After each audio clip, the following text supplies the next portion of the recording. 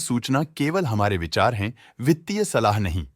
निर्णय लेने से पहले खुद शोध करें। किसी भी लाभ या हानि के लिए हम उत्तरदायी नहीं हैं।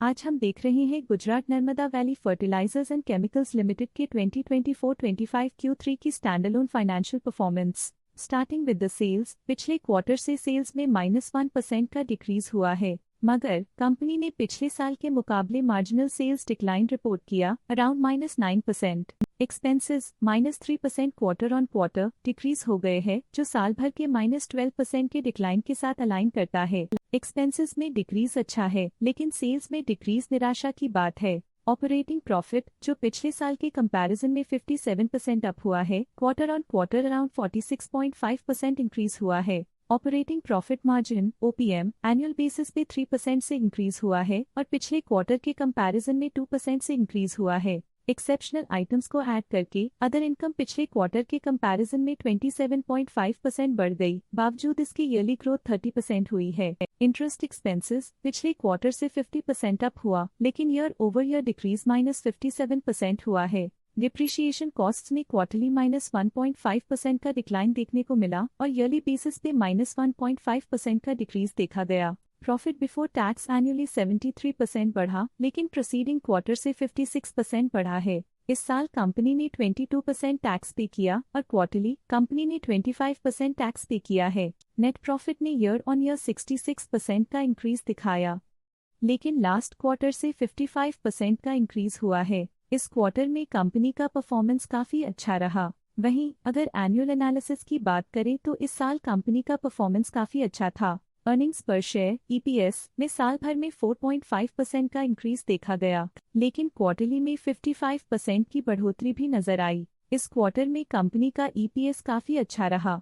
Gujarat Narmada valley fertilizers and chemicals limited के फाइनेंशियल स्नैपशॉट को रिव्यू करते हुए कुछ मुख्य ट्रेंड्स सामने आए हैं जो कंपनी की परफॉर्मेंस पे रोशनी डालते हैं। दिसंबर 2021 से दिसंबर 2024 तक Gujarat Narmada valley fertilizers and chemicals limited की फाइनेंशियल जर्नी में सबसे पहले बात करते हैं सेल्स की। इस साल -2% की कमी के बावजूद पिछले 4 सालों में सेल्स में 4.5% की वृद्धि हुई है। 3 साल पहले के बढ़ती हुई सेल्स के बाद पिछले 2 सालों से सेल्स गिर रही है, जो ग्रोथ मोमेंटम बनाए रखने में चुनौतियां दिखाता है। अब बात करते हैं एक्सपेंसेस की। इस साल एक्सपेंसेस 1% बढ़े हैं और 4 सालों में 32% का इजाफा हुआ है। इस साल हालांकि एक्सपेंसेस सेल्स से थोड़ा ज्यादा बढ़े हैं, मगर ग्रोथ रेट्स का करीब होना स्टेडी ऑपरेशनल कॉस्ट को दर्शाता है। चैलेंजेस से गुजरते हुए ऑपरेटिंग प्रॉफिट ने इस साल -29.5% की डाउनटर्न देखी, जो एक ट्रेंड को कंटिन्यू करता है, पिछले 4 सालों में -74% की डिक्लाइन के साथ।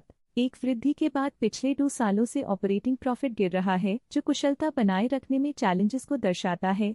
कठिन दौर से गुजरते हुए नेट प्रॉफिट में इस साल -27.5% की गिरावट आई है, जो पिछले 4 सालों में -63.5% की गिरावट के साथ चुनौती पेश करता है। पिछले 2 सालों से नेट प्रॉफिट में गिरावट आई है, जो ऑपरेशनल चैलेंजेस या मार्केट कंडीशंस पर चिंता बढ़ा सकती है। EPS के लिए रास्ता कठिन रहा है। इस साल EPS -23.5% डिक्रीज हुआ और पिछले 4 सालों में कुल मिलाकर -61% की गिरावट हुई है। एक इजाफे के बाद पिछले 2 सालों में EPS गिर रहा है, जो कुछ चैलेंजेस को दर्शाता है जिन्हें स्ट्रेटेजिक रिव्यू की जरूरत है। चलिए अब बात करते हैं शेयर होल्डिंग पैटर्न की। गुजरात नर्मदा वैली फर्टिला की शेयर होल्डिंग रिपोर्ट्स कुछ इस प्रकार की हैं, जो दिसंबर 2024 के 31 तक चलता है। ये रिपोर्ट कंपनी के शेयर्स की डिटेल्ड जानकारी देता है, जिसमें promoters, promoter groups, foreign investors, public investors और सरकारी एंटिटीज शामिल हैं। पब्लिक द्वारा हेल्ड शेयर्स का परसेंटेज 31.4% से इंक्रीज होकर 2024 के दिसंबर में 32.18% तक का इंक्रीज से देखा गया।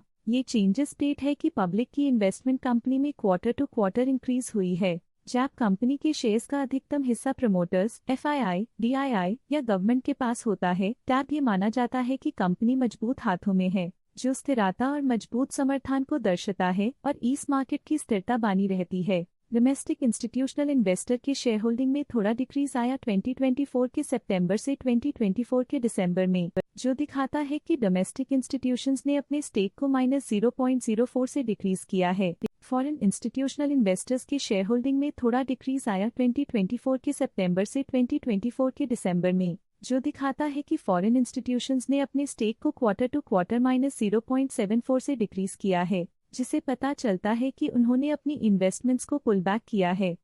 ये था कंपनी का करंट शेयर होल्डिंग पैटर्न। आज के लिए फाइनेंशियल सेक्टर में इतना ही। देखने के लिए धन्यवाद। स्टॉक लेटेस्ट न्यूज अपडेट के लिए चैनल को सब्सक्राइब करें और वीडियो को लाइक एंड शेयर करें।